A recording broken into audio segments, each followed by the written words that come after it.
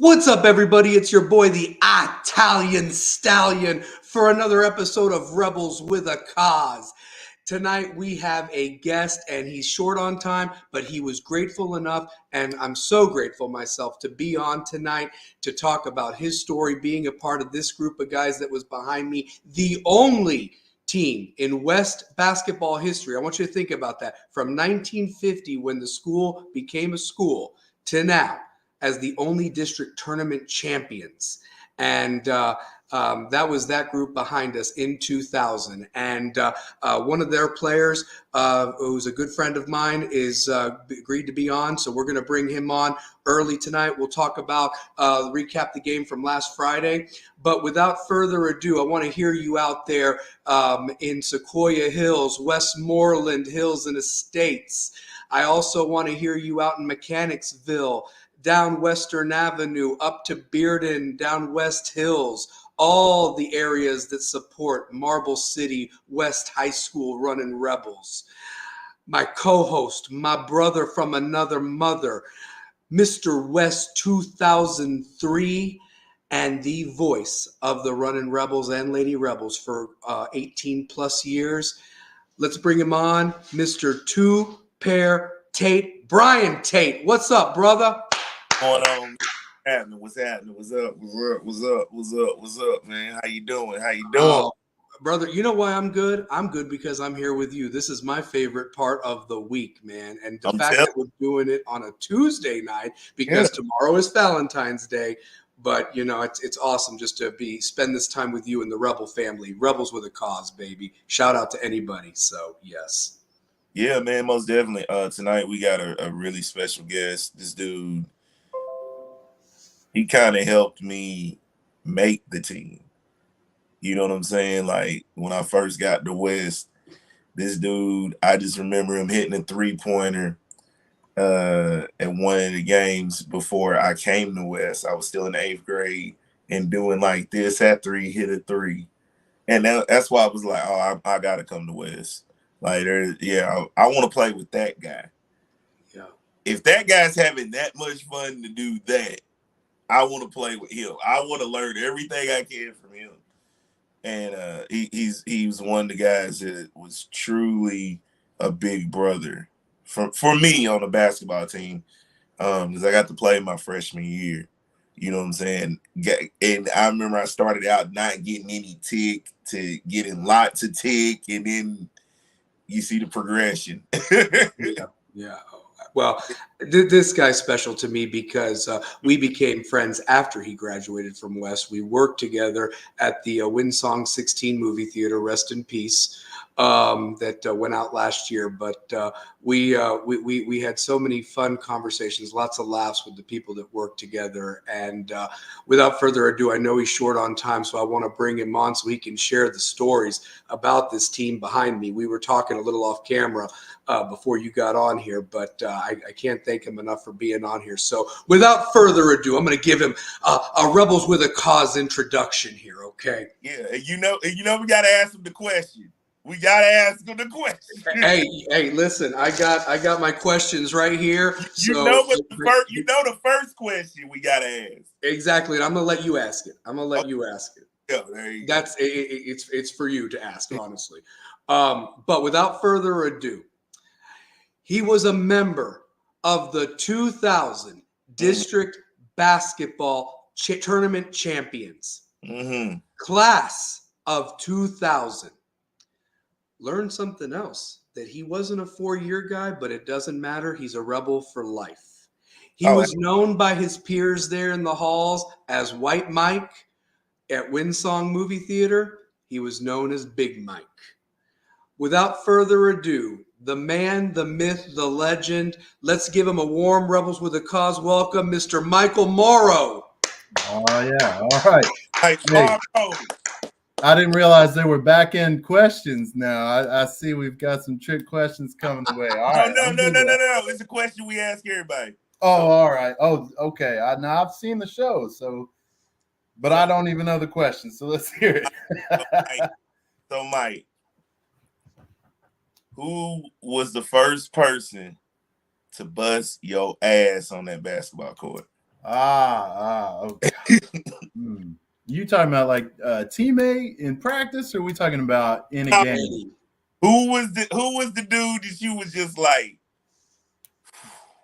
I mean, Okay. if I have to think back in the entirety of my time playing at West, you know, Stan Davis at Farragut was a tough dude, huge guy, like 6'6", 6'7". 6'6". Yep.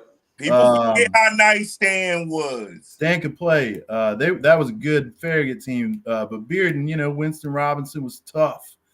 But I guess I've got a fair and good bust your ass one here. And I like it because it's a game that we won in the district to get into that championship.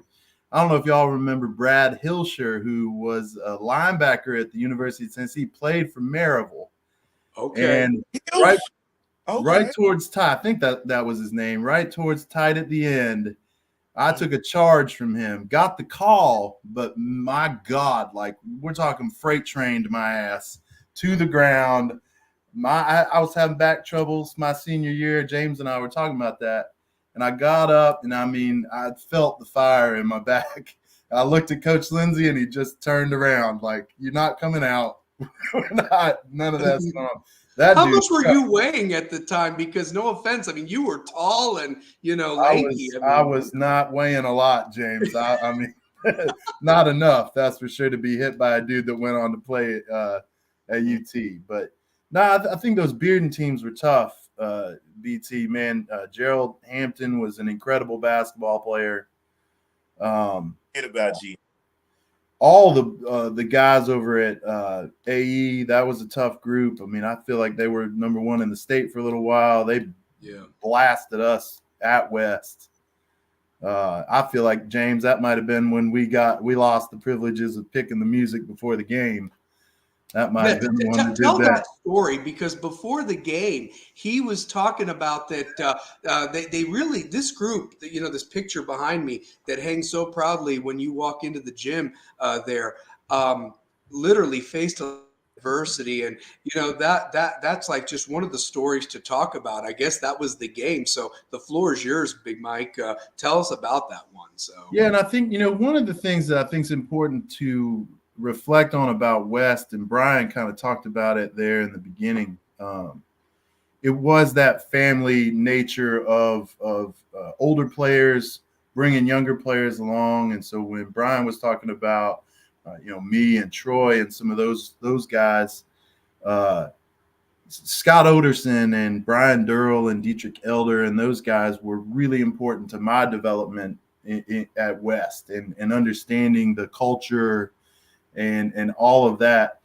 So for us, when the adversity hit, we were still okay, but we had a lot of injuries that year, and they came quick. We had a great start. I remember, we won several games right out of the gate, but then we just hit a skid. We had a lot of injuries. I know Mike Maddox battled issues with his ankles all the time. Alton did too, and Spencer, me, Tom Carmichael, all of us were kind of in injury land. Later in the season, Stephen Harmon, I don't remember what, he had to have surgery, I believe, on his knee.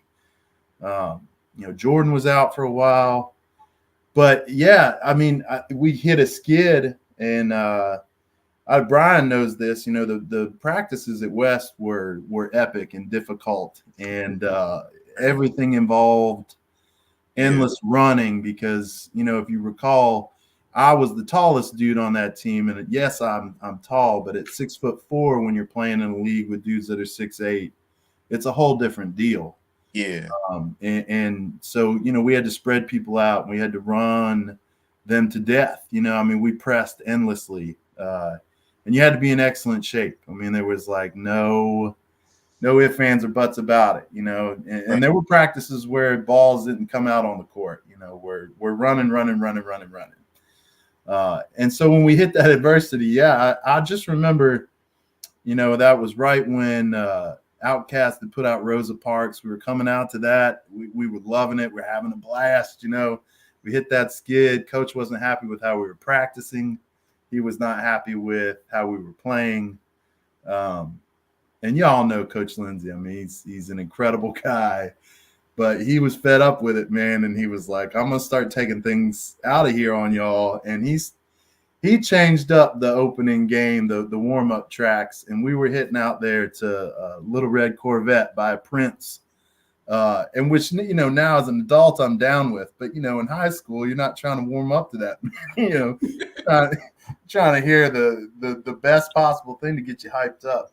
I don't remember how long that lasted, but man, it was fun. I know that there was a Wild Wild West was popular at the time too because of Will Smith in the movie that had come out summer of '99 before then. So that was another one I know you guys came out to one time or two. Yeah, I feel like that probably got Horrible. I hated that time. I was like, dude, I had like 6 a.m. practices that year, and freshmen got to go to the varsity games free.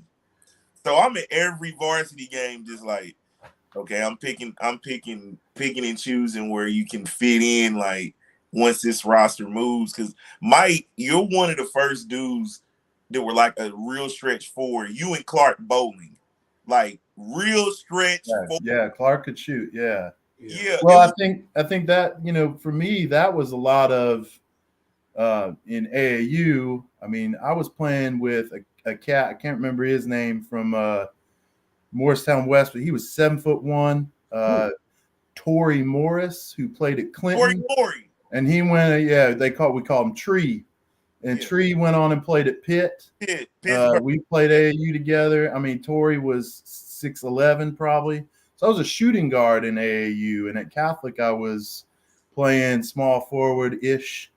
And so, I mean, I could handle the ball. I was perfectly comfortable running the front of a press. And so being undersized in the public school leagues, it worked fine for us. I really worked hard on my free throw game. I led the KIL that year in free throw percentage because I knew if I could get to the cup, I'm going to go to the line because these dudes, I mean, we can get fouls on a big Winston Robinson, right? Because he doesn't want to come out there with me. And so a lot of our plays were very much, I mean, you probably remember this, Brian. I roamed around on the baseline and shot a lot of corner threes.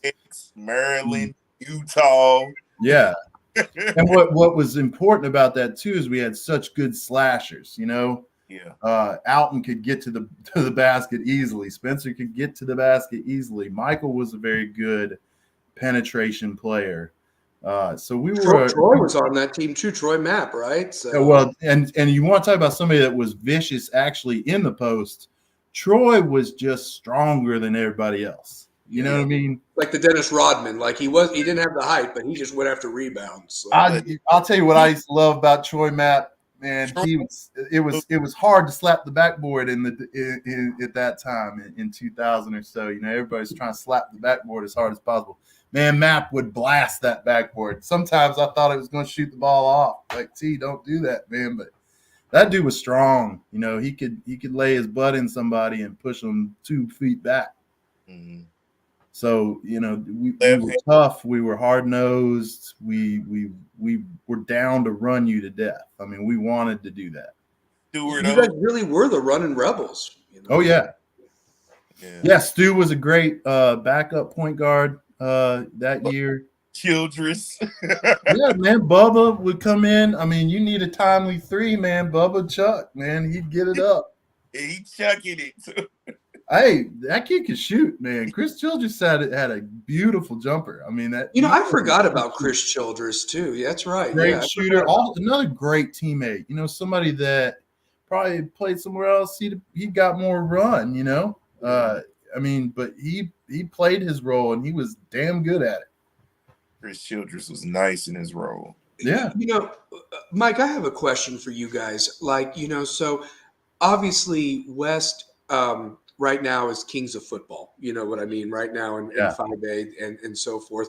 And basketball has had a couple of special seasons along the way.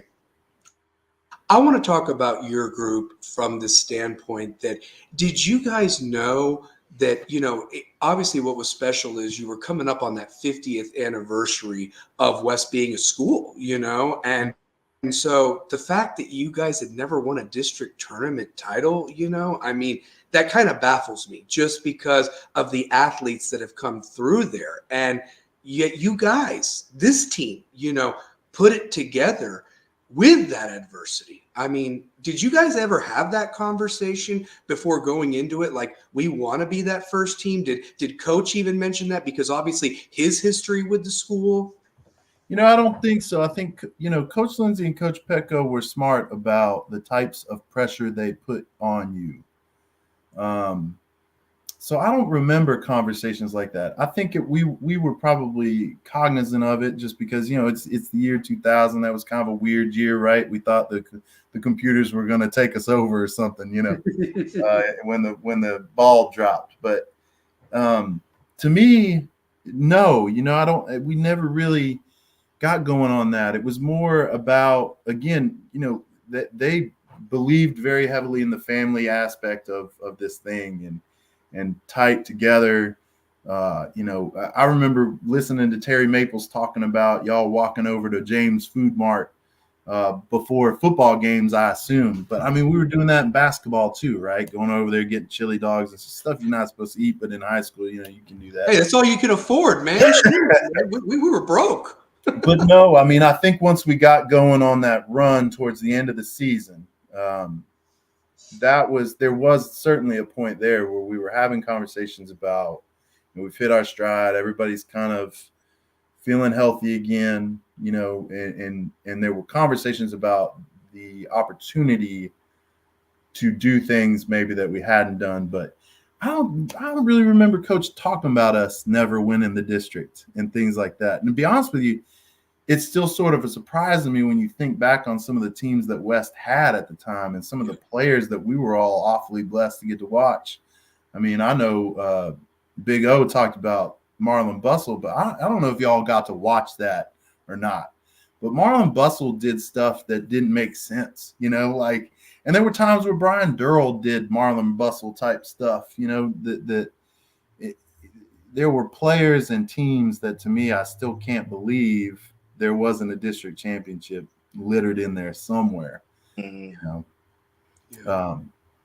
But yeah, I think we were a tight group. We were all friends. I'm still friends with a lot of those guys. I don't talk to them as much as I surely would like to, but we cared about each other. And I think when you're in a tough, adversity-filled season, I know I mentioned Coach Petco's mother passed away in the middle of the season. We'd had Coach Lindsey's pops had fallen ill and I believe passed away the year before. So there was just a lot of stuff there that, to me, kind of motivated us to make sure that we were doing everything we could for the coaches that cared so much for us. I mean, I was thinking about how, Coach Petco would tutor us in math, man. Like, we had a whole bunch of math dummies on that team.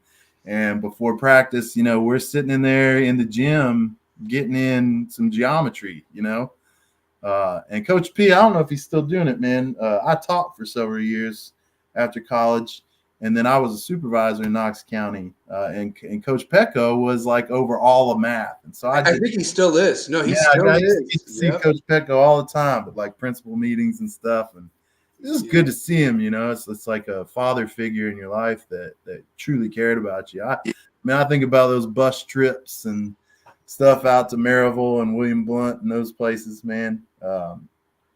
It's just good times, man. Just to show us our age now, all of us, since we're all in that age range or whatever, Coach Petco's daughter was on sophomore homecoming court, by the way, this past year for the homecoming game, and he was there, proud papa, obviously. And I saw him. We saw him Friday Central. He came to the game and shook our hand, two pair, you and me, and so forth. And just a great guy. Just what you see is what you get with that guy. And always wanted to make sure even though I wasn't a basketball player, he made sure to tutor me because I struggled in math being a football guy. I mean, geometry was my worst subject. So. It was all of us probably, man. It's just tough. Two-pair, what else you got for Big Mike, honestly? Because I know we got it for a little bit, but I don't want to keep him. So hey, I'm okay. I'm enjoying it, man. There's nothing better than talking about basketball. I mean, I'm still obsessed with it, man. Yeah. It's fun. I just remember, like, in the district and then in the region, can you talk about, like, what was it like going through the district and then the region games. Like, just talk about that whole experience, because I know that district you was playing some of your best basketball. Like, you were when she started doing the Superman. I'll tell you, Brian, I mean, one of the things I think about me on that team, I wasn't the most talented, I wasn't the fastest, I wasn't the strongest, but I was a good leader. I was a good vocal leader. I think I did a lot of things that were that maybe slide under the radar that you don't see. I mean, I'm still am and was a trash talker. One of my very favorite things to do was to mess with those big dudes that were guarding me. Talk about, man, I can't wait to get you winded by the third quarter because there's no way your fat ass can keep up with me. And I'm not fast, but I mean, I'm just messing with people. I mean, anything you can do to get an advantage. I think once we got into the district, we were on such a ride there. I mean, we'd probably won 4, 5, 6 games in a row. Lindsay and Petco were coaching good, right? There was, the practices were good. And I think we all felt really good. I feel like that was a time when Alton was playing some of his best basketball. Yeah, it was.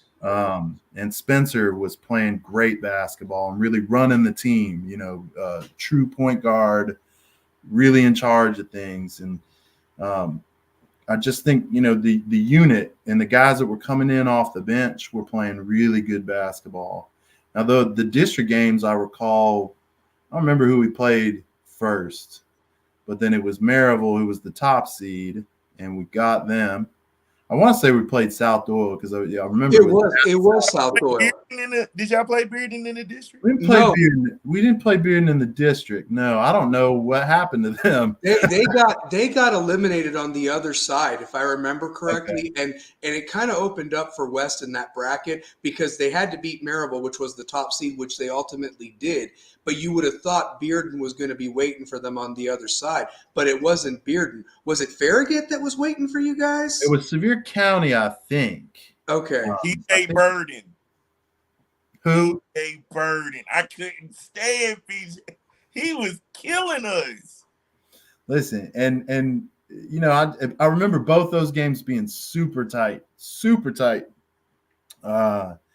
And going into regions, that was at Farragut. I remember that because we were down in the basement in the girls' locker room. And I just remember being,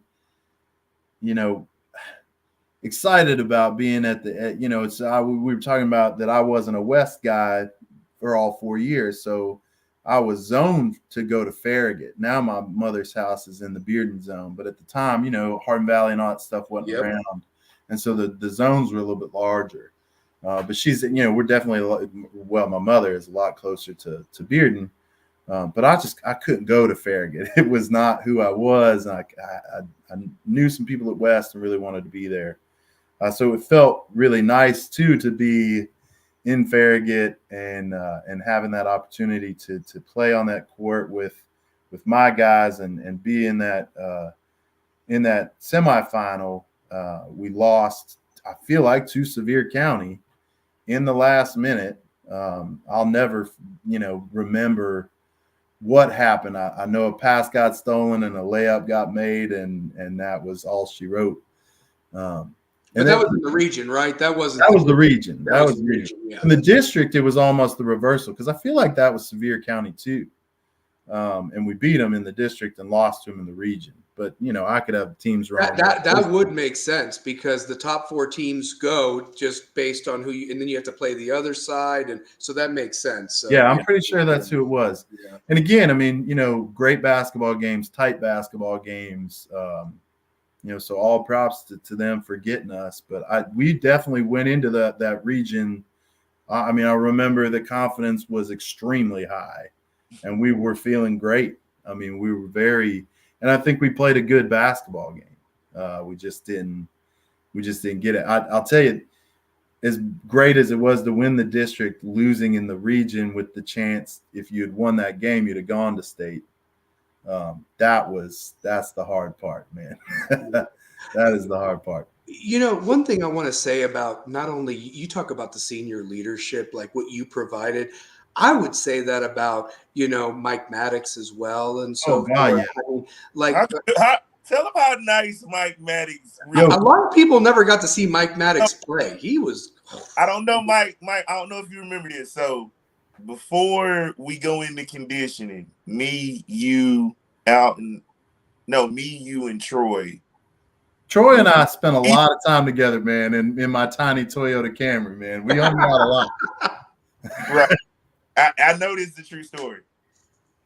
Stewart, Michael Maddox, and Todd Love. We go hoop at his house. He hurts his ankle. Oh, I do remember this. You remember this? So he hurts his ankle, and he didn't have his ankle braces on. This is the first time I played with Maddox. oh And wow. I'm trying to get every rebound just to let these dudes know, like, hey, man, I'm coming in one more year. Give me one more year with y'all. But I'm like, damn, they seniors. And Maddox hurts his ankle, like, right before conditioning. And that's what, like, people don't realize how good Michael Maddox. And Mike was good at everything. He was one of those dudes, man. Like Michael was like a beast tennis player. I believe he was a really good swimmer. But on the basketball floor, Mike was a quiet leader. He wasn't, a loud guy. He let his game talk for him. If you go back and look at pictures too of Michael, man, that guy was in an adult body. Like he was a big dude. He had developed arms, honestly. Yeah, and he could bully ball people. Yeah. He had a good jumper, but man, Mike could take it to the basket, and he'd get up in your business, and he was tough. And I think too, it wasn't just senior leadership. Like Alton was a good leader. You know what I mean? Troy was a good leader. Chris Childress was a good leader. It was a team of leaders. You know what I mean? For sure. Shout out to my man Kerry, who was an SRO officer over at Bearden and so forth. And right now, he wanted to link to the show and so forth. And he does the scoreboard up in the press box with me, part of the support staff for the Rebels football team. So shout out to my guy Kerry, but he's tuned in and wanted to show what he said there. So yeah, that's awesome, man. I like that you guys have the chat box cooking down there too. And anybody can contribute. I don't want anybody to be shy, whether it's live or recorded. I mean, and they got our email address. If they got questions, they can ask. That's what this is all about. Yeah, I like that Kerry brought up Bearden then, because I heard Big O was talking about how he had never beaten Bearden except for the Bustle game, when one of the string of 50-point games that he put up. Because we were lucky enough I shouldn't say lucky. We beat Bearden too, and it was I'll never forget wondering it was homecoming. How do you schedule the homecoming game to be Bearden? Right? Like that's a hard game, and you want to win the homecoming game. And we had lost to them in their place, and talk about a hard place to play. That is you think about atmosphere in high school basketball. A lot of times it's not, it doesn't have that same feel to it. But I'll tell you, man, coming to play at West was not an easy deal. We had a vicious crowd. I don't know if y'all remember Adam Wink. Dude would run up and down the sidelines in the tights. Yes, with and a he had W. the little placard on that and says his flag, and his Ryder was right after him. And Ryder was after him, was after Adam. Yeah. I mean, and Adam spiced that thing up, man. I mean, it hyped us up, to get that crowd rocking. And I remember we were talking about that Bearden game. They were tough, Gerald Hampton, like I said, is one of the best basketball players I've ever played against. I mean, that young man had a lot of skill and could just get it done. Like he was Anton Walker. I mean, he really had that kind of game. Yeah. Real. He could get to the cup. It was sort of slow, but I'll be damned if it wasn't. It was hard to stop, and he could shoot, man. I'm going to tell you this, and you don't remember the game, Big Mike, because I think you said that you were more on the bench that junior year of yours or Oh what have yeah, you. yeah, yeah. Well, that But was a a lot great of team people don't remember this. When I was at Bearden that year, they were excellent. I mean, they had 7 seniors. Rusty Strange was on that team. Ian Andreessen, Brandon McCormick, who also played football as well.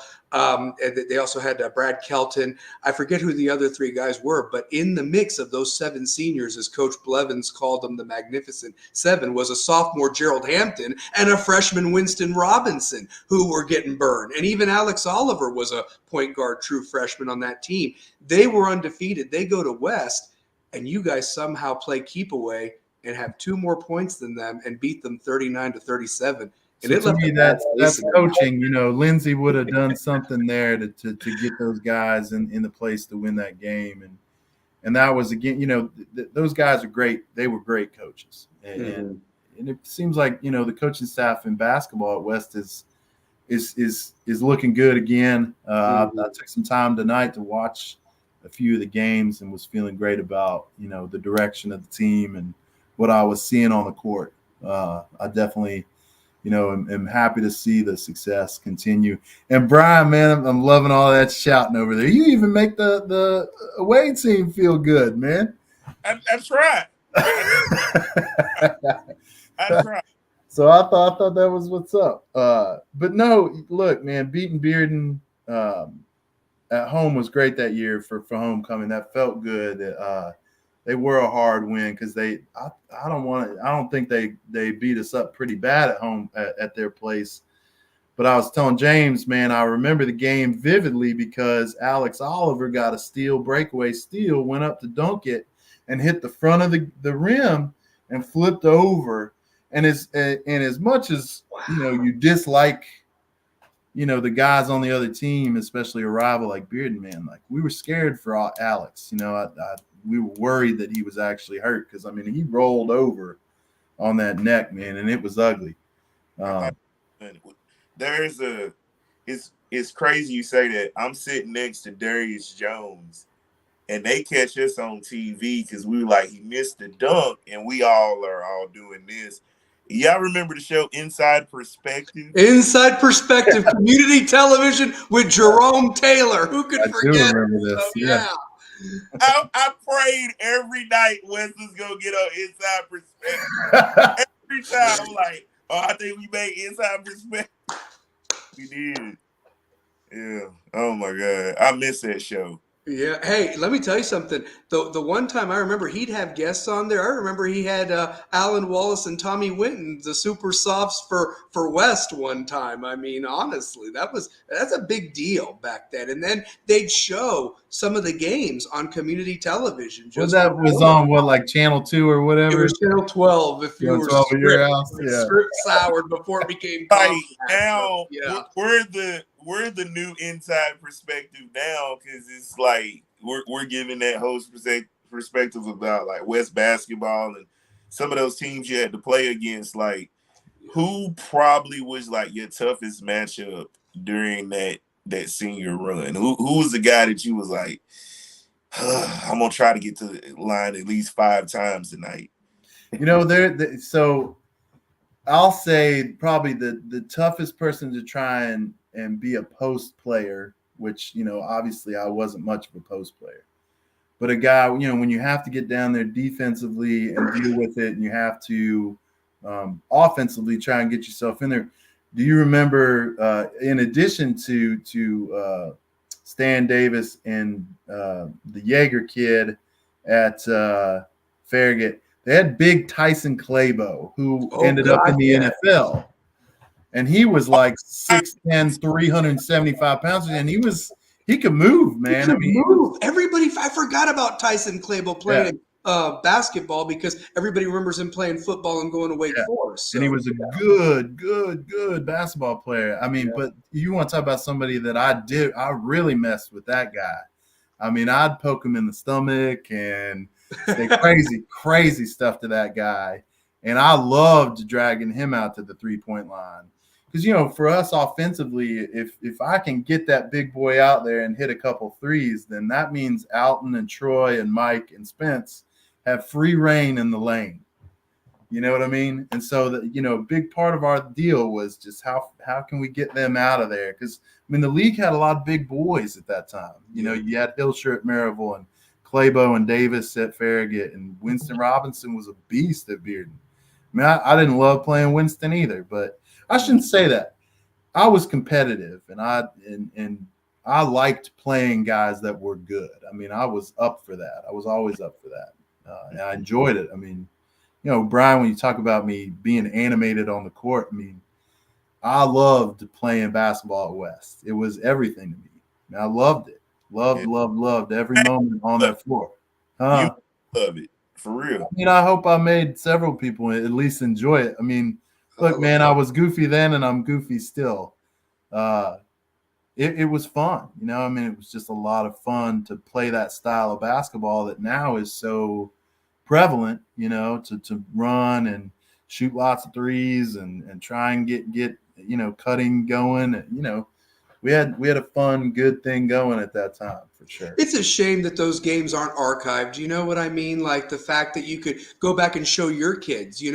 That's the thing now. If you think about it, like the guys that are going through high school now, in a few years can go back and show their kids, like, hey, look at what dad did, or look what mom did, and so forth. And Big O mentioned this, man. We didn't have the internet, what I mean? And the only sort of opportunity you had to go to college or do something after was really if you were in the AAU circuit, or like he was talking about with football, you had to send a VHS tape in for somebody to catch over the shoulder, big Cam Craig. That was the reality at the time, and I think I remember after the district win, it was like the TV people, and we thought that was dope. Like, I remember answering a question for the news, and like, oh man, the news was here, but I don't even remember seeing many clips of the games on the local news either, like they have now, and so you're right. That is a tough thing. My daughter is 10, and we were looking at the West yearbook earlier today, and she said, "Let me see your picture," and she just laughed and laughed and laughed at me, man. But the memories are good and the times are good, and I would never want to replace the chance to play at West and to go to West. I thought West was an exceptional school. A lot of what I did at West off the court has led me to where I'm at today, in what I do. And so I owe a lot to the school in general, that's what this show's all about, Mike. And, we call it Rebels with a Cause. And the thing that Two-Pair and I have always stressed to, not only the old athletes or, the guys that or the guys and gals that are currently in school, it doesn't stop being a rebel with a cause.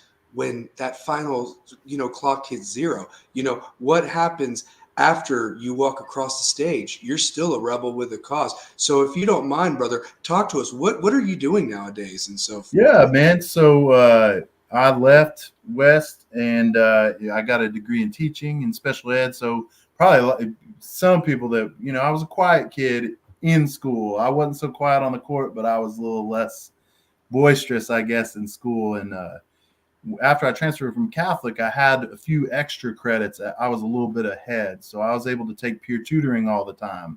And so I was in there at the time was Miss Gonzalez. Miss Pittman now, Michelle Pittman, was the special ed teacher. So I did a lot of peer tutoring and a lot of Special Olympics.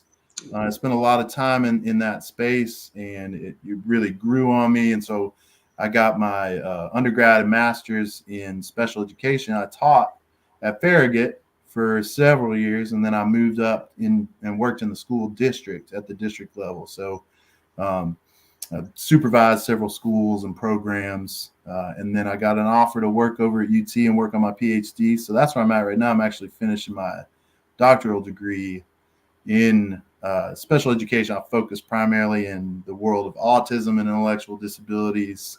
I do a lot of stuff with like technology, augmented reality, that sort of thing, to teach independent living skills and job skills and that sort of stuff for folks that are moving on from high school and trying to keep progressing, keep learning. And so that's what I'm up to.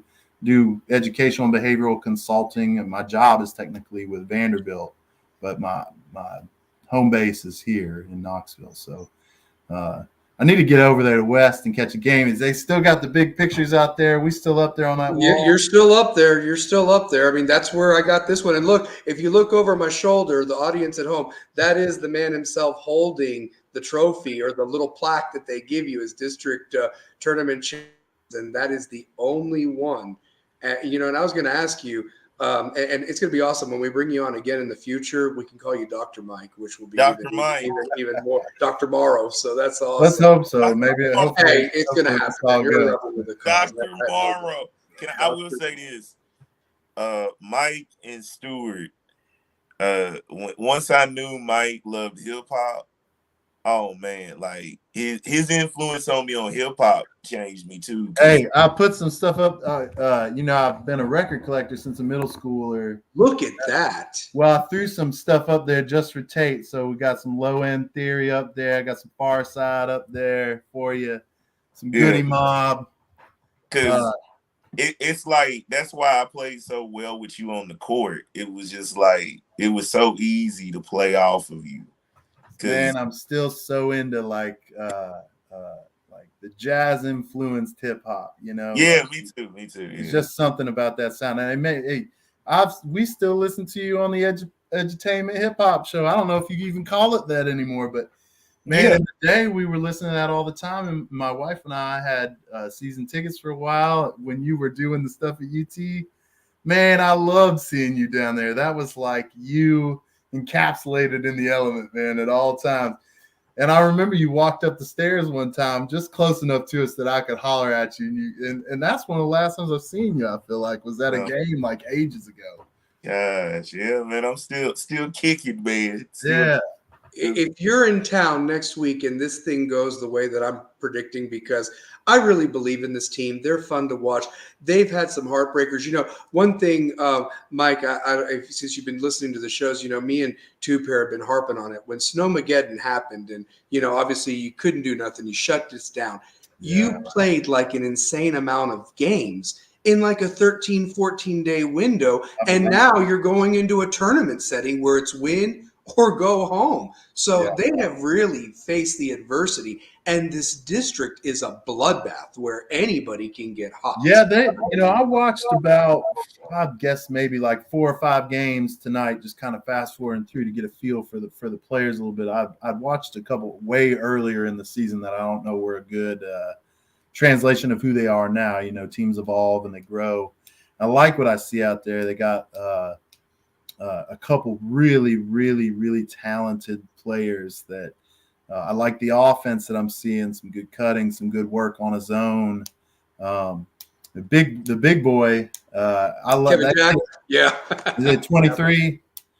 Yeah, man, he's hunting blocks. I'd love to. Boy, I can just hear Coach Lindsay yell at that young man to get that foot on the baseline, shut the baseline down and stop looking for a block. But hey, man, that kid can play.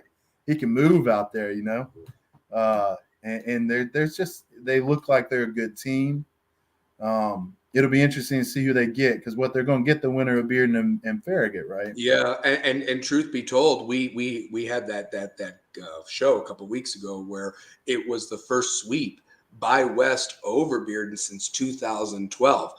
I don't think we've ever beaten them three in a row, so that would be even harder to do. Hey, knock on some wood real quick. Yeah, I got it right here. So, but then on the other side, you've got a Farragut team with the Von Ackers who shoot the lights out of the gym. Who their one win in the district was against us, and it's like that ain't an easy 6 seed. You know what I mean? Usually you get like a lower seed or whatever, but man. Yeah. Who's the top dog? Maryville beat West a couple times, and they're actually the host of the district tournament. And of course they are. But the thing is, to be fair, they're going to have a tough William Blunt team waiting for them who really should have beaten them. They fouled them at the end that allowed the game to go to overtime.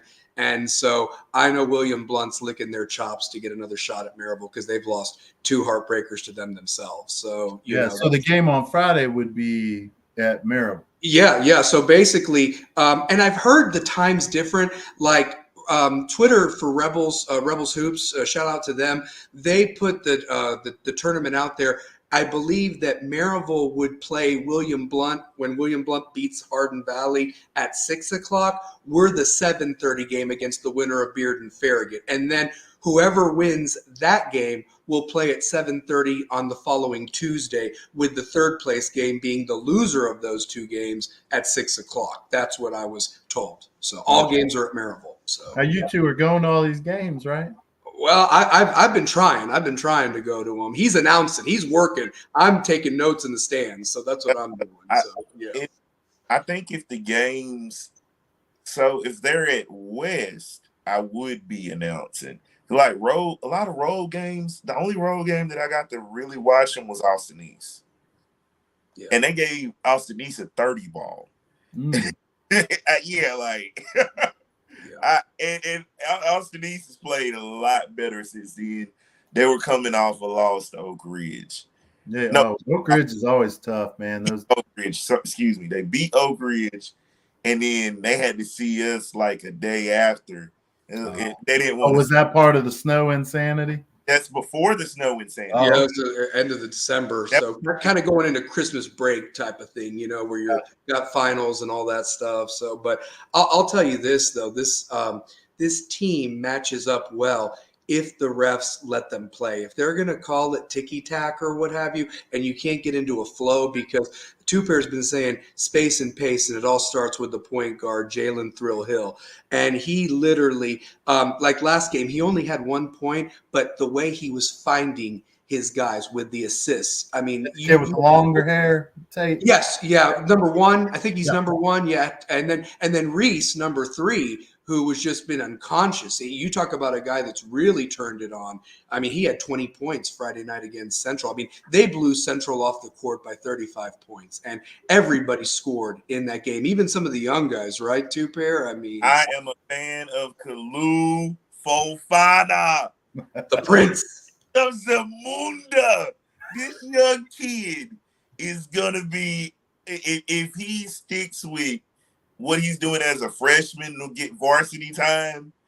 Yeah, I like Kalu Fofana. And what I will say is Robert Schuler out of his sophomore class, and Dupree. What more can you say about Joe Dupree? If man, Dupree gets for shots, he really stretches the floor for West. But Devin Martin is right now. Devin Martin's got to understand he's the best player in the city. He's one of the best players in the city. He's just got to show it. He's got to show it every night because he is. The scary thing, Big Mike, is the fact that they're all juniors and sophomores. I mean, they have 2 seniors, Dane and Hunter, who are great. They contribute, but the majority of this team is coming back next year, and that's why it would be a crime that if they don't do anything next year. But I'm like, the heck with it. Let's do it this year, man. Roll with it. Get to state and see what you can do, because no offense to the other teams on this side of the district, I mean, the Beardens, the Maryvilles, the William Blunts, this is a bloodbath on this side. And no offense to Oak Ridge, they've had to go through their schedule, but other than Oak Ridge, Powell doesn't scare me. Wes has already taken care of Central twice handily, as well as Halls in a tournament. Carnes is Carnes. I mean, I just do not. I mean, no offense to them. I just think that if this West team is allowed to play and plays to their capability, and we didn't even mention Garrett Birch, who's also from the law firm of 3. These guys are just unbelievable, and you just get them out there, space and pace. How can you stop them? Big boys inside, Eaton. The 3-point shots going in, even Reese Clark, and then the athleticism of Malik Thomas and Chris Cowan coming off the bench. I mean, they could go 12 deep if they really, really want to. And it's really about, how they manage those minutes and how that game tightens up and how it's called in a tournament setting. That's the thing. But they've got the legs to go far if this comes together. Malik Wilson. Sorry, my bad. Yeah. Cowan. I think Christopher Cowan has been he's been the spark plug for that bench unit. Like, he's truly been that spark plug off that second unit. He plays the 3-point shot against Bearden is going to be talked about for years to come. The game winner. Yeah. Now, where are the regions at? Okay, so the regions, I've got that for you. Hold on one second, because again, shout out to the Rebel Twitter, Rebel Yeah, Hoops Twitter. Twitter page They goes posted it. So like they don't miss. They'll tell you all the stats. I'm like, man, I can't find them on Max Preps, but that Rebels Twitter page just never lets you down. Hey, yeah, man, they're the ones you that gotta always love it. have You got a YouTube channel, you got a Twitter handle cooking. I mean, this is fantastic. You know, You can't get on no Max Preps. Yeah, Okay. well, I was looking for some information on the current team, and like it's hard to. I would think Max Preps has like 75 dudes listed, and I'm like, Yeah, who are those people? yeah. If you want the information, come to us because we become the unofficial keepers of all this Hey, information. that's good. I'm proud of y'all. So to answer your question, obviously they seed everybody based on how you do in the districts. But if West gets either to that championship game, let's say against a Maryville or a William Blunt, wins or loses, they would have a home game. So the home game, so West would have the first home game. In odd years, they claim that the highest District 3 team would host those next two games. But since it's an even year, the highest District 4 would host, and I believe we're in District 4. So basically, we would, if it's up for West, if West goes on this run, we could potentially host all three rounds and win a region championship at West if it all goes according to plan. Wow, that would be incredible, wouldn't it? Yep, and it would culminate Thursday night, a week from like a couple of Thursdays, 2 weeks from 2 days from now in the region championship. That's when it would be played. So, Man, I hope they get it. You know, I hope they get it. they're due.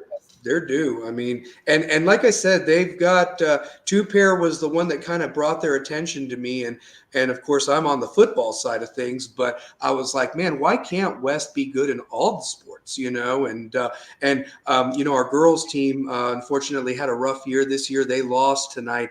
58-14 to Maryville in the first round of the district. So their season ends winless. But I encourage all those girls to come back. I think they only lose two seniors, two pair.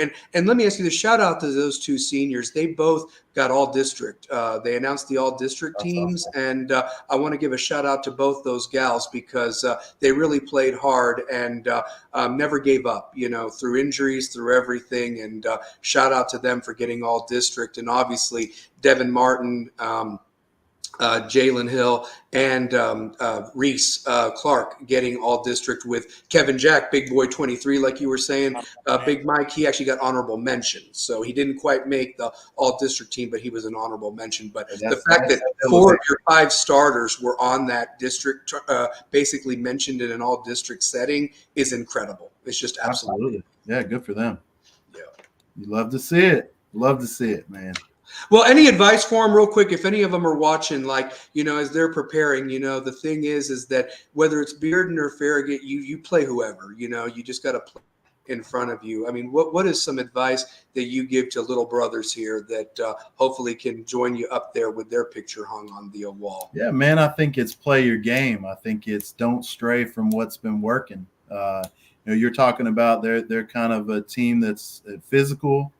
And if the refs get involved, keep your cool, keep playing physical, and ride the wave, man. Sometimes games shift, right? First into second quarter, we see what happens if the refs keep calling a lot of calls, then tone it down. But yeah, I mean, do what got you the second seed in this tournament because you're doing something right if you get yourself to that point. So, my advice always in basketball is don't stray from your game. Play the game, listen to your coach, follow the game plan. You know what I mean? Don't just don't walk away from what got you there. Don't change who you are. Don't change the game you're playing. That's what it's about. To be the second seed in the district tournament means you've done a lot right in a very difficult public school league. I mean, it's not as if every night you're walking out there playing. These guys have gone through some adversity of their own. So I think, too, taking that stuff into account and remembering, hey man, we got through a snowpocalypse here where we're playing, back to back to back to back to backs, remember what got you through that too. Because I think when you harness the energy of adversity and get it out on the court and let that intensity that's been built up to that moment, I know those guys are going to be nervous in the locker room, but when the ball tips, baby, it's rolling. It's time to win the district and go get yourself a great big picture in the hallway down there by where Coach Lindsay used to teach down there. There it is, right behind me. I'm pointing to the man holding that trophy right there, and that's a very special group. And you all were so much fun to watch back then. That's why I wish that they had been archived games, because I'd love to go back and just watch them and so forth. And but maybe we can. Maybe somebody's got a home movie out there from that district tournament or something. Somebody's parent with the over the camera shoulder thing. So, but yeah. Two Pair, I know that Big Mike's probably got to run. You got anything else, brother, for our big brother here?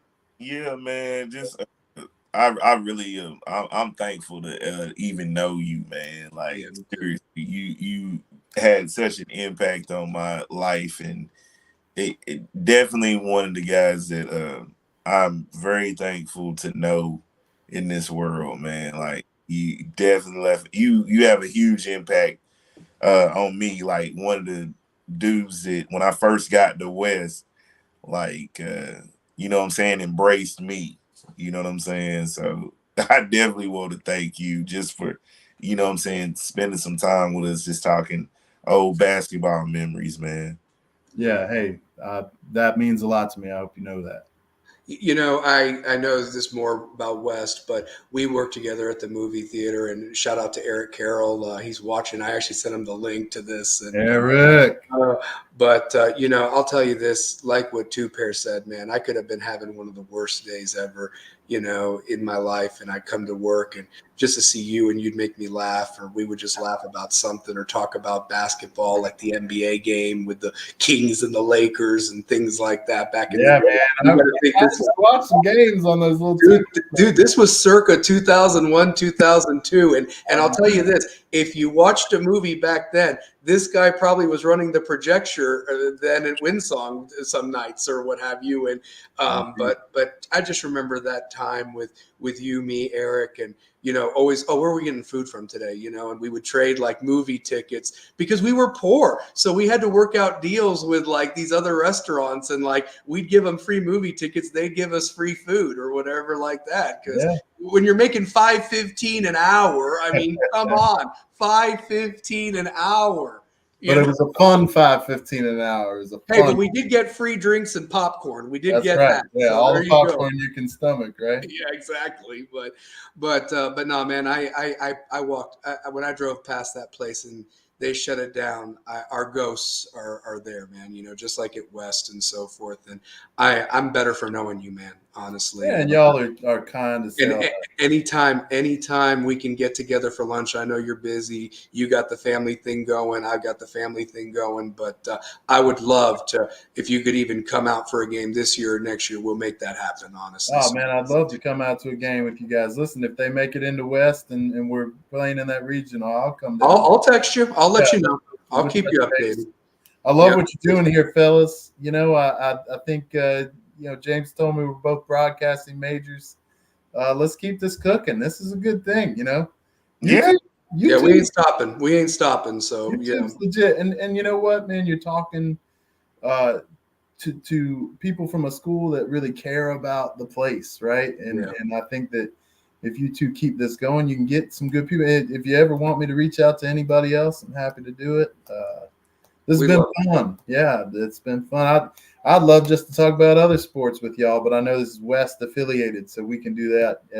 Hey, you know what? I'll tell you this. If it grows, we could always, I could always create another YouTube channel. This StreamYard thing is 52 weeks a year and so forth. And obviously, with football coming around and, we're going for a three-peat. And listen, now let me say this real quick. Yeah. That has been so much fun to watch because, listen, when I was at West now, football wasn't hitting super hard. It wasn't bad, but it wasn't this, and so this has been a ton of fun to watch. So props to the just madness going on in that football program.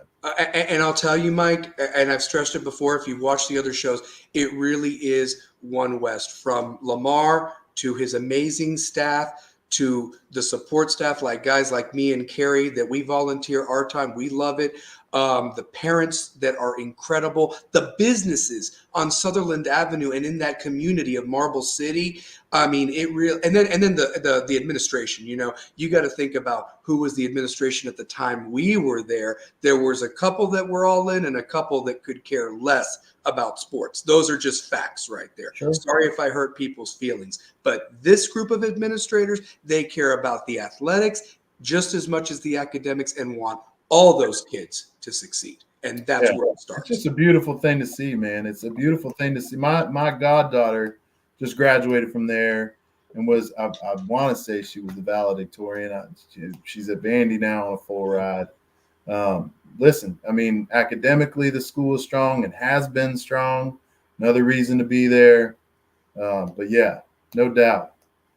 Love it. Look at that. You guys can see you getting more viewers every day. Shane is our dude. He's a class of 03, huge supporter. He actually is like our behind the scenes guy. If we need a score or a stat, he looks it up and throws it to the chat, and I'll throw it up there, give him the credit. I mean, he's a good dude and so forth like that. So I love that guy. So well, listen, guys, I appreciate it. And my last point is, I watched the Big O show.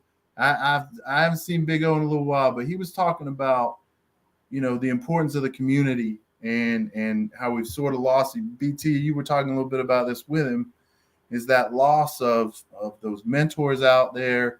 And I think that you all being involved in the school as much as you are with these young men, giving them some folks that they can turn to when they need it. And we need to wrap that back around and become that. So if we can get Big O back in there, I would love to find some ways that we can do some things in the West community. Sutherland Avenue will always be a huge part of me. I know it's y'all. And so, the more you grow this and the bigger that you all do this, and I just love to see it. I just like to see young men getting out here, showing folks you can do what you love and be a positive influence and a good piece to the community. So I appreciate you guys and the folks like Big O and Terry. I thought Terry's episode was fun to listen to too, guys. Let's keep getting good people on here and keep promoting the wonderful things at West. This is what's up. Yeah, and one thing that we'll ask you when you do talk to your dudes that and so forth, we didn't bite hard. You can come on. It's all good. So sure. No, it's nothing but fun. No, and honestly, we're coming up on 25 years of this district win. So, I saw Andy Lane. I see him every once in a while in the summer out here at the pool. And Andy was talking about that. He's I would love to get all y'all back together and do this. So let me tell you this, because you are saying that, I think Two-Pair and me can get in Romero's here, the athletic director, because real quick, before you go, I just wanted to say this because they honored somebody that I don't even think you know of, Big Mike, but they honored Mr. Butch Wheeler, who was the West alumni class of 1968 Friday night. He actually has two major records with West. Most single season total points, 553, and he has the single game record of 53 points in a game. So, and so they honored him and his wife in the middle of the court. He's an elderly gentleman, but realistically, if we can take the time to honor a great West, and I salute Mr. Butch Wheeler. I wanted to give him props on this show, even though he may not know what it is, but I want to honor that team. Regardless if this team does the magic and joins you guys up there, the 25th anniversary should be celebrated next year with you guys. And if everybody's in town or could make it, on a Friday night, it would be amazing. So to do. Yeah, man, I'd be happy to help you pull that together for sure. Yeah, absolutely. So that would be major. That would be major. That'd be fun. That'd be major. Like that team, man. That was just a great year of basketball. It was fun, BT. It was fun, man. It was hard, but it was fun. It was tough. Like conditioning. Oh my God. I asked for 30. He gave us over an hour. I love you, man. Thank you so much, Big Mike. Thank you so much, Well, man. thank you guys, man. I appreciate y'all. You bet. You bet. All right, be good, guys. Take care. Go Rebels. All right. Man, Morrow, How like good was that, man? How good was that? favorite team. He's one of him, Stu, Cash, Ka, if you know who this is, Kazra Talib Hagipur. Yes, yeah, Yoshi's brother. So yeah, I mean, Yo, yeah, Yoshi's brother. Because God, your star graduated with me. We were a year ahead. So yeah, but yeah. So yeah, Cash. Like all of my teammates from that period. You know what I'm saying? Like spent like why guard trying to guard Spencer Davis or another guy, Keith Brown, who was really good, but he wasn't on that district team, or mhm. Aaron Kyle wasn't either, but they were good players that, you know what I'm saying? Yeah. When you got practice, those are the guys you're gonna get. And man, Alton was so phenomenal. Troy was an incredible, just like smooth, silky lefty. Stewart, just great leader, can be a general, could handle the rock. And I tell Stewart, me and Stewart, we talk about this all the time. Like, people forget how good his brother was, Ray Oaks. Mm. Like, Stu is just, Stu took what Ray got and polished it. You know what I'm saying? Like, And he was another multi-sport athlete. He was a golfer, great golfer. I mean, great goodness golf. gracious. I mean, that's another Great, guy that was a multi-sport athlete at West. So yeah. like, I tell Stewart's pops. Stewart's pops is a big influence on my life. And I tell Stewart all the time that he's one of the most phenomenal student athletes, like smart. Like, he sees stuff before it would happen, man. He's his dad and him, I hold them near and dear to my heart because they kind of were that family that got me to go to West, that showed me a different experience of a high school that, you know what I'm saying, we don't see that much coming from where I'm from, like Mhm. Mechanicsville's, the Lonsdales. His father up at the Boys and Girls Club is making it a better way for us to walk through the doors of West, man. And Mhm. like, some of my best friends were made at West. Like Shane, I've been knowing Shane since 6th grade.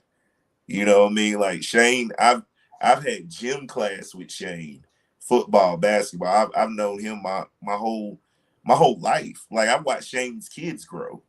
You know what I mean? I've known you since my sophomore year. Yeah, No, my sophomore year, your freshman year, when we were making fun of Bryce. So that's, but he brought it on himself because he made fun of us first. So that's the thing. So, yeah, but I would have never.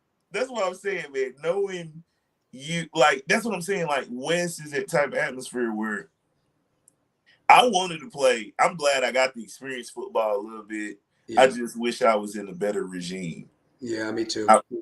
I wish I was in. I wish I had what those kids had. Do Like, you want to know something? I'm closer to the guys now than I was back then on the team. Does that make sense? It's almost like we had like group therapy, and it was like, I'm sorry that I was kind of a jerk to you or whatever. I think we were all going through our thing. We were all awkward. We were growing into our bodies and everything, and very headstrong kids, and so forth. And I think our generation is one of the best. I'm sorry, I do. Like, we're the last of the ones that could go outside and play pickup or play neighborhood football and get tackled in the street, and then afterwards, hey, let's go get some orange juice and play some video games. Now everything is just inside doing this, and that's fine. That's their thing. And I know that there's a lot of bad people out there that have caused that to happen, unfortunately. But I think we lived in a great era. We did, and so forth, that you could play till 9 or 10 o'clock at night when it finally got dark outside in the summer, and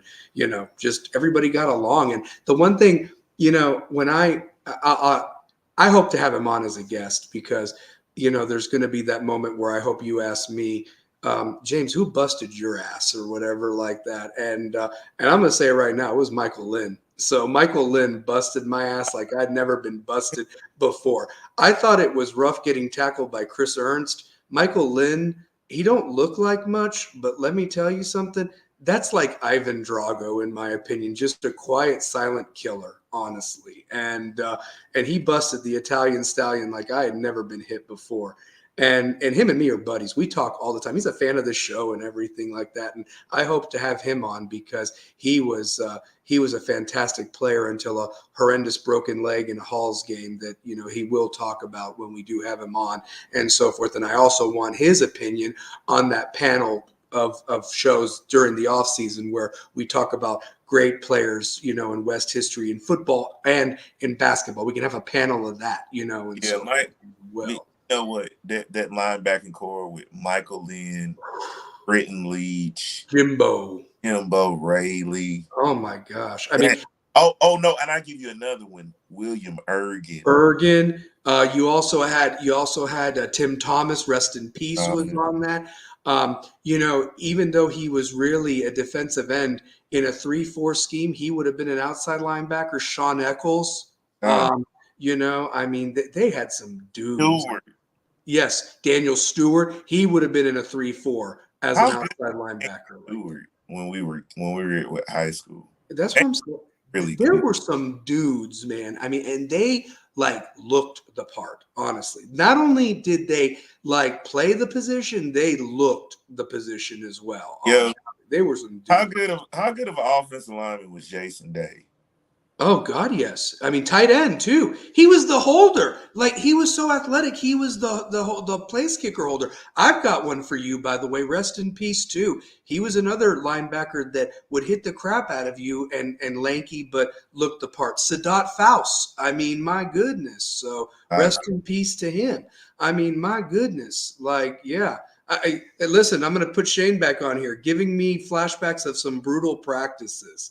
Absolutely. So, but no, I mean, you were asking Big Mike who busted his ass. I mean, I'll tell you, I mean, it was Michael Lynn for me, honestly, but realistically, I wish that we had a better regime too, and that's why I tell these kids now, I mean, you guys are, the Ryan Scotts, we can tell their praises, but they worked hard for everything. And it really was one West to get this thing done these last couple of years. And, I can't stress it enough, man. They are the Roman Reigns of 5A football. Haven't lost a regular season game in over 1,800 days. I mean, if you do the math or whatever, haven't lost a playoff game since, November 20-something of 2021.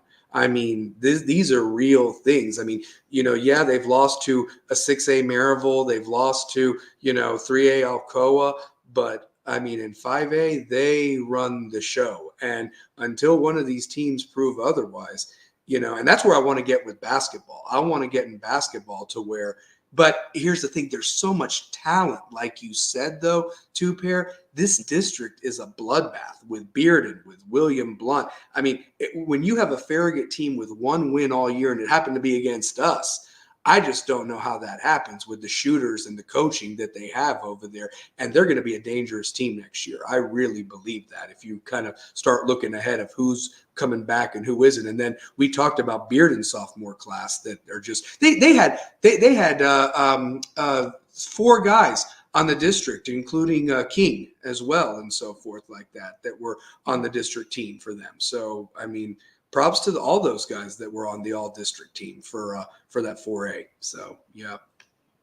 Yeah, and what's crazy is the final score of Central and West has not been reported. Are you serious? On Max Preps or Coach T? Matt's preps. Man, we got to do something about that. So that's unacceptable. That's unacceptable. Yeah. I mean, it was 77-42. Here was the box Dude, score. have it. You know what? We're gonna do this live. I'm gonna go ahead and report the score. Yeah, do it. Please do. While you're doing that, I'm going to go on ahead and give the final stat line. What was the final? Okay, the final score was 77-42, West over Central. 42. Wow. 42, yes. What do we have in quarter one? Okay, I got that for you. Hold on one second. In quarter one, it was West 15, Central 9. All right. So yeah, we're doing the live reporting of the score. Okay. Quarter two. What was in quarter two? Well, quarter two, Central really actually put it on a little bit. It was only West 32, Central to 27 at halftime, 32-27. Okay, 32-27. Mm-hmm. This was in quarter two action. So in quarter three, what do we have going on throughout? All right, quarter three is when West really started to exercise their muscle. It was 58 West, 35 to Central. Oh, wow. Yeah, we outscored them 26-7 or 26-8 in that third quarter. Oh, 26-8 in that third quarter? Yep. It was 26-8. Yeah, because it was 58-35 at that point. So in quarter two. In quarter two, that would have been let's see here, 17-18. So Central actually outscored West 18-17 in that second quarter. Yeah. All right. And then in the fourth quarter, West outscored them 19-7. It's almost like a football score or something. Shoot, so. Wow. So it's 15-9 in the first quarter. Yep. And then you said it was 17-18 in the second. Yes. Yeah. That was the only quarter that Central outscored West, cutting the 6-point deficit to 5 at halftime. And so in the third quarter, they scored 26 for West and only 8 for Central. Wow. Yeah. 7-42. Yeah. Yep. 77-42 was the final score. All right. I'm going to go ahead and report it. Yeah. And then here's the stats for everybody. Chris Cowan had 5 points. Oh, let me see if they'll let me put up the stats. Yeah, do it. I got all their names and I got points at least. So, yeah. Oh, it's pending review, so I can't put it up. Oh, gotcha. Well, and I sent it to you two pair just in case, and I'll resend it again. But Chris Cowan had 5 points. Jalen Hill had 1 point from his free throw, but he had a bunch of assists. Excuse me. Reese Clark had 20. Dane Britton, coming off of the injury, had 7 points, so it was nice to see him out there.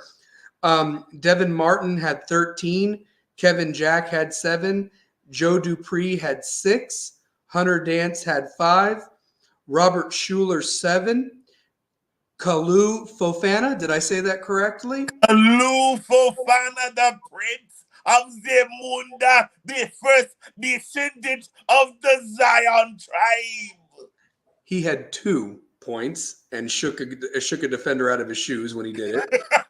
Yo, how nice is Kalu for a young Lou? We're gonna call him Young Lou. And he had and then he had the back-to-back champs in his corner rooting and yelling out, "He's a freshman. He's a freshman." They literally were saying this they were in honor of Kalu. They were already throwing roses to the prince. They were honoring the prince. So yeah. Hey, it's not every day that we get a young Kalu Fofana and we get to nickname him the Prince of Zamunda. Of Zamunda. David Sanders had 2 points. And then Sean Smith, who didn't even have a number on the roster, I had to look him up on JV. He had 2 points as well. So yeah. I really think Sean Smith, Kalu, David, they are the future. This is where the experience helps him. Yeah. You get in the game against Central to get a couple of buckets to, see what you are with the varsity guys. Because I'm going to admit, we're going to need a lot of Robert Schuler and Joe Dupree outside shooting. Yeah. Because I don't know if Garrett Birch is going to be healthy. I don't think so, man. That injury against Bearden was worse than I think. I mean, honestly, when he was down, it wasn't just like you turned an ankle. Like, it was bad, like how he got hurt. And that boot is up to his knee. I just don't think there's enough basketball time for him to get back. Like, it's different. With Dane, you saw a little bit of the cobwebs, but he was still in good, like, his legs were good. His wrist was the problem. You know what I mean? You need your legs, and that includes your knees and your ankles. What about your back? Like what Big Mike was battling his senior year. You need that for this run. So I just hope that he can get back. But man, I just don't think there's enough time for him to get back the way that he was on the crutches the other day. So. I think Dane is getting in sort of a rhythm. Yep. It's like, damn, you hate to see this as a senior, Mm-hmm. Like, you hate to see it, but I just want him to give everything he has for this last run, because I feel like that injury at Austin East robbed him so much of so much footage. I'm going to tell you this too, Pair. If you also, we talked about, obviously we don't make excuses on this show. You beat us. We win. We play with what we got. But the way he hustled and how he can cover guys, with his height and how he moves, the defensive side of the ball was sorely missed with him, not only as a rim protector, but also somebody that, with his long arms can intercept passes in the passing lanes up top and around the key. I mean, he is just, it was really sad that we didn't get to see him before that game on Friday. And I hope he has a killer district tournament. I hope all these guys do, Yeah. and I want to give a shout out to somebody who kind of reminds me of a young Mike Morrow, to be honest with you. Dane Clark, the paper boy. He had a couple of big rebounds there at the end. I would have loved to have gotten him on the scoreboard and in the scorecard sheet, but his time's going to be coming, and he's about Big Mike's size. And, if he can, kind of go inside and outside and shoot the way Big Mike was, he could be another Mike Morrow in the future. So, yeah. Yeah, I really love Dane Clark's game. I'm a big fan of Malik Wilson. Oh, yeah.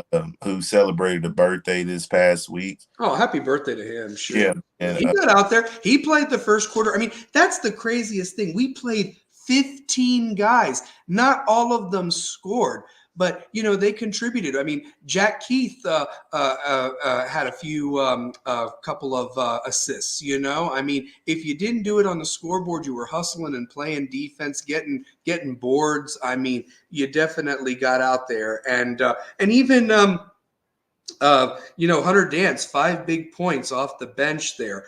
It was just amazing to see Schuler. I mean, I mentioned it to you, if he is faking people out of their shoes and driving in and laying it up and adding that repertoire to his game, you can forget it for next year, honestly. I really think Robert Schuler. I think Robert Schuler is a phenomenal basketball player. Like, I think he's one of the smarter guys at using his jab step, and when he gets in that 3-point state, like when he's jab stepping you everywhere, like he's just getting you off balance, and he's one of the better guys at doing that.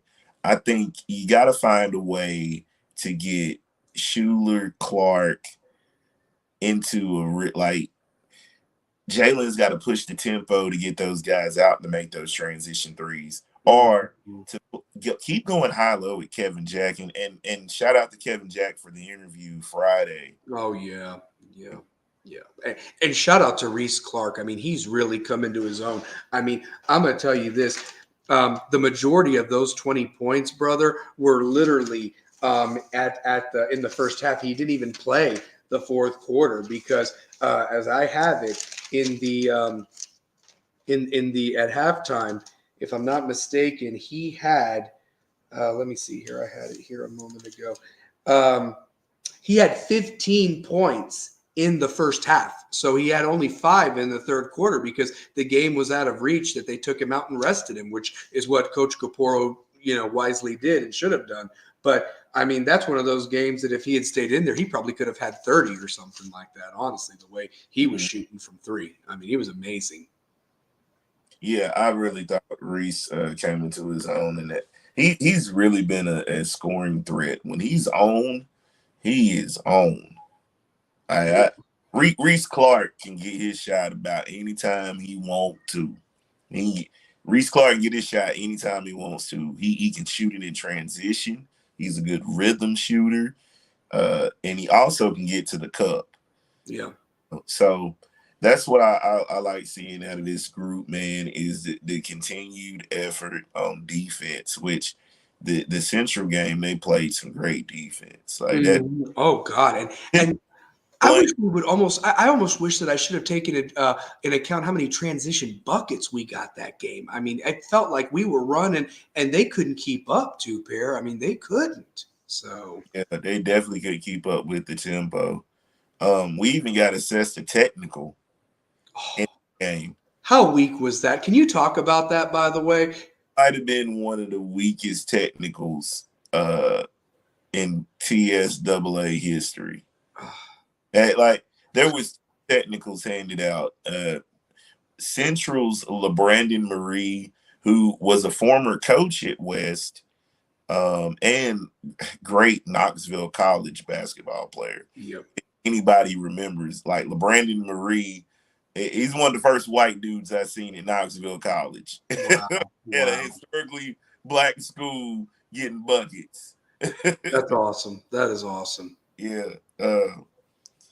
He had got assessed a technical, and that's the first technical he's had in 24 years of coaching. That's ridiculous. Oh, my gosh. Yeah, and then our bench, shout out to Chad Brooks. Yeah. For what he said didn't deserve a technical. So that's what it was a you got to call it both ways. Yeah. And if you look at what the call was at the time of what Chad said, I want to say this was early. Was it? It was mid-second quarter with like 3 something to go. And at that point, West had already been assessed 7 fouls to Central's 1. And Central's just as physical as West is at that moment. Mm-hmm. And he pointed to the scoreboard and said, "Ref, look at the foul disparity." And it's the biggest ref, the bald dude, the biggest dude, the hulking guy, and he tees him up with the weakest. I couldn't believe it. I was but it got a spark from the team. It did get a spark from the team. It's like you helped us out. Yeah. And shout out to him because, he was just added as an assistant coach and right prior to the Bearden game. And he's brought a toughness to this team that I think was missing just a little bit because Brooks coaches the linebackers, if I'm not mistaken, for football. And anyway, it's just awesome to have him there, being a part of the team and just another valuable asset to Coach Caporo's staff, and they do great. Shout out to the assistant coach too. His name escapes me. Eggleston, is that his last name? Or yeah, Coach Eggleston. I mean Eggleston, yeah. So shout out to him too, and so forth for sure. So I mean, Two Pair. If you looked at this this district, Maryville's the 1 seed, West is the 2 seed, Bearden's the 3 seed. William Blunt is the 4 seed, Hardin Valley's the 5, and Farragut's the 6. Obviously, tomorrow night at 6 o'clock, William Blunt and Hardin Valley get it started off with the winner going on to face Maryville Thursday, and then Bearden and Farragut for the third time in just a short span of 2 weeks. Bearden's won those 2 games handily, even though the score didn't look like it. They just wore them down in the fourth quarter, but it's a rivalry game. It's not that far-fetched for Farragut to win that one, but at the same time, I'm expecting both Bearden and William Blunt to move on tomorrow night. What say you, sir? Yeah, I really like what Bearden has. Yeah, William Blunt plays tough. Wendell, Caden Wendell for them, for William Blunt, he's one of the better players in the city, and I'd hate to run up against Nordine from Bearden, who was all district. Yep. And King Hubbard. I'd hate to run Another all district. Yep. So Mahoney. You don't want to see William Blunt or Bearden. Bearden can go deep. Mm-hmm. Go deep into that bench. Yep. And they're well coached. I think they're really well coached. And truth be told, I think they're going to be really wanting some blood because they know they let one slip a couple of weeks, against us that Saturday. And they're going to be wanting it. They're going to be wanting it. Now, me selfishly, West pulls this off for the first time in 24 years. They earned it, man. I mean, the hell with your bye or whatever, because one thing we didn't mention with the Mike Morrow group, you played 3 games in 3 days, pretty much, okay? Maybe there was a day in between, but you had to play 3 games. It was just a matter of where you were, 1 versus 8, 2 versus 7. Now they've made it to where it's 6 teams as opposed to 8 back then. But there were a lot less classifications. So the truth of the matter is that even if West is fortunate enough to beat Bearden for a third time and finally figure out the Maryville conundrum and beat them there or beat William Blunt a third time, they have earned that district tournament championship if they are to get it this year. Absolutely. So, yeah. I mean, it's just a bloodbath. I personally, like I said, and I'm not trying to be disrespectful to the other side, but other than Oak Ridge, I just am not intimidated by the Powells or the Halls or the Carneses or the Centrals because West has, taken care of those teams and I think match up very well. Oak Ridge is a very formidable opponent. I mean, they gave Fulton everything they wanted, but Fulton ultimately got them taken care of a couple of days ago when they played. So, but I'm just saying, like, it's there for the taking. If West goes on this run and does what we think they can do, I mean, it would be a very special team to get, to the sub-state or something at this point, honestly. So, yeah. Yeah, I think it can happen, and I think they're the class that can do it. It's just all about playing together and getting in a good, concise rhythm, pace and space, playing great defense, and just making timely shots and taking smart shots. Yes. A lot of times they settle for a lot of shots. It's like work that offense and don't settle. There's been a lot of times where you saw in that Central game, even though it was a blowout, there's times where they settled. They had a heartbreaker against Hardin Valley. And so yeah. No, and here's the thing. Free throws are key. They are leaving a lot of points out there missing free throws. And it's something that can be solved on your own time. Honestly, you don't need coach to, tell you to do it. That's you. If it's decent weather outside or, go to the gym and just throw up 50 free throws. See how many you can make in a row because they're going to be huge. Every point is going to matter in these tournaments when it's win or go home. Now, granted, they get to go to the region regardless because of where they finished with the hard work of the regular season. But I don't want to be going to Oak Ridge in the first round. I don't. This team is way better than that. This team should be the one hosting from, just like the football team, from start to finish, with a right to go to Chattanooga for state, honestly. Because if you win the region, you get the sectional game at home. You don't have to travel to the Tri-Cities. So, so it's there for the taking. You play your best basketball these next two games, regardless of who the opponent is. You can be at home.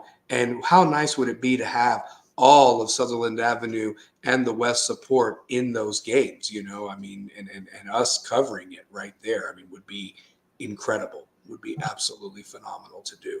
So, right. It definitely would. Definitely. Yeah. Yeah. Real quick, two-pair, because I know that we're running short on time, but I did have a couple of announcements. It looks like Carter has made their coaching decision, and they actually hired from within. It's their defensive coordinator named Todd Helton, no relation to the Todd Helton that just got elected to the Hall of Fame. But no, Todd Helton, he's been their defensive coordinator since 2022. So the team is familiar with him. I guess they may have been almost like a Coach Cummings hire, that they wanted to hire somebody from within that had been on staff, like when Rodgers left and Cummings took over, and kept the continuity there and go from there. So I really feel that basically I just really think that they've made a very smart decision to keep it going in what they believe in and what they're trying to accomplish at the 4A level, and make the playoffs for another year and so forth, and maybe even get over that hump for a deep playoff run by keeping it in-house. So I wanted to announce that. And as far as I'm concerned, unless you've heard different, the only coaching position as of right now, unless anybody else decides to leave before now in August, is the AE job. And I don't know if Austin East has made a decision. I'm sure.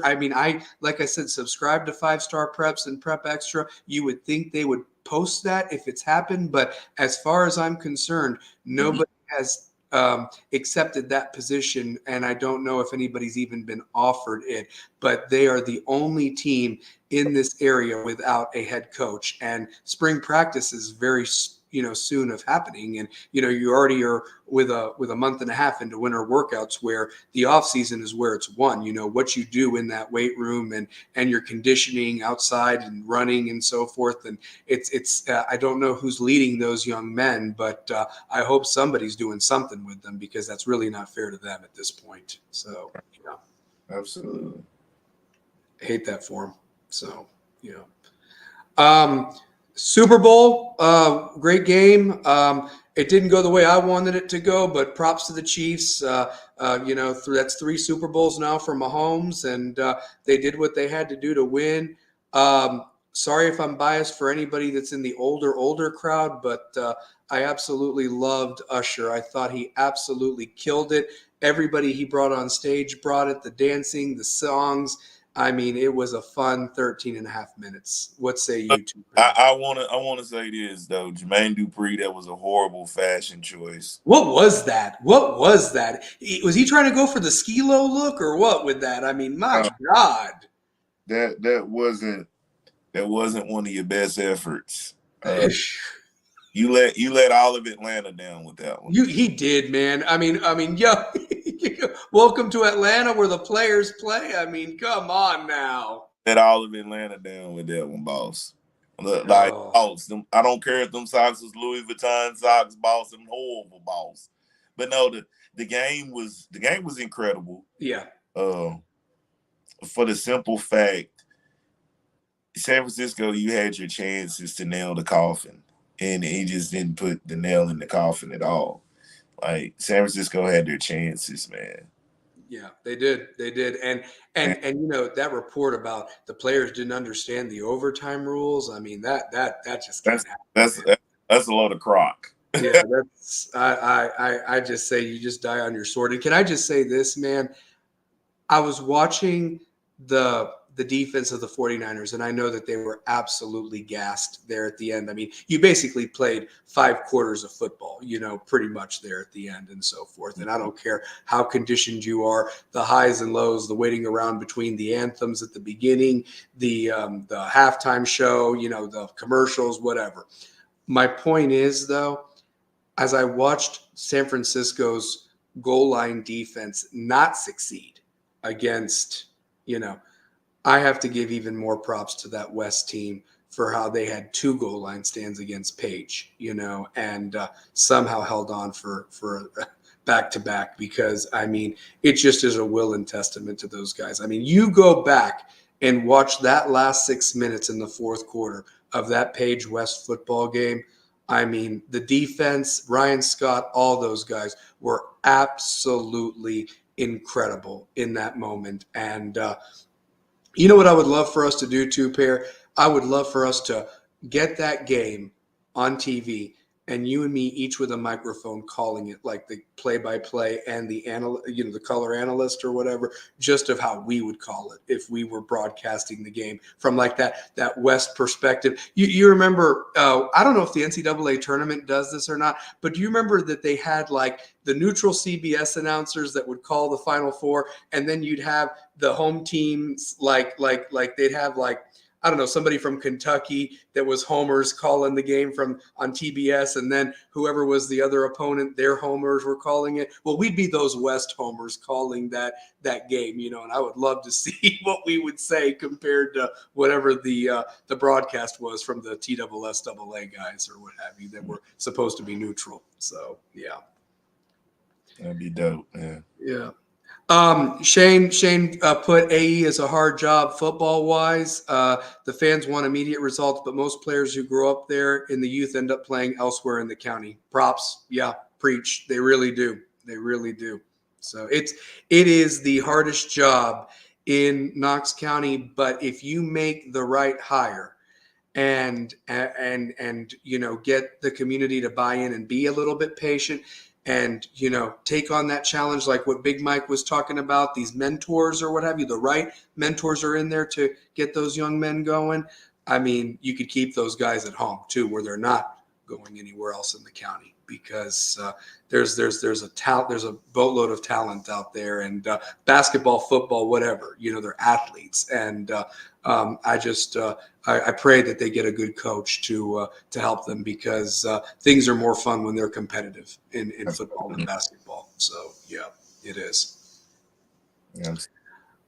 Two Pair, do you got anything else, man? I'm going to try to be out there Friday night in Maryville for the game, especially one way or another, because any chance I get to see this team live, I really enjoy watching them. And I don't want it to end, but I know that it ends for all of them. It just depends on what side of the end you're going to be. And even if you're hoisting the trophy up, it still ends for everybody. So, regardless of what that trophy is, district, region, sub-state, and obviously state. So, That is very true.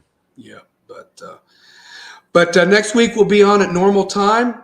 Might have another guest. I'd love to have another guest, and maybe we are talking about a district championship. Either way, we'll recap the district and be talking about who we're playing in the region, whether we're at home or on the road. We'll take all that come Wednesday, so at 9:00 next week. So yeah, definitely, we're back home. The boys will be back. Yeah, they will be. So. All right, Two Pair. Well, listen, we'll end every show like we always do, throwing up that W, because you know where it is. It's all about them running Rebels. We wish you boys good luck. Leave it out there on the court, guys. Leave it out there on the court. And for all you Rebels at home, keep doing your thing. Love one another. Keep being Rebels with a cause. I'm the I-Talian Stallion. Two Pair, I'll let you close us out, brother. All right, man. We up out of here like last year. Love, peace, and chicken grease. And now they don't step on them shoes. Go Rebels.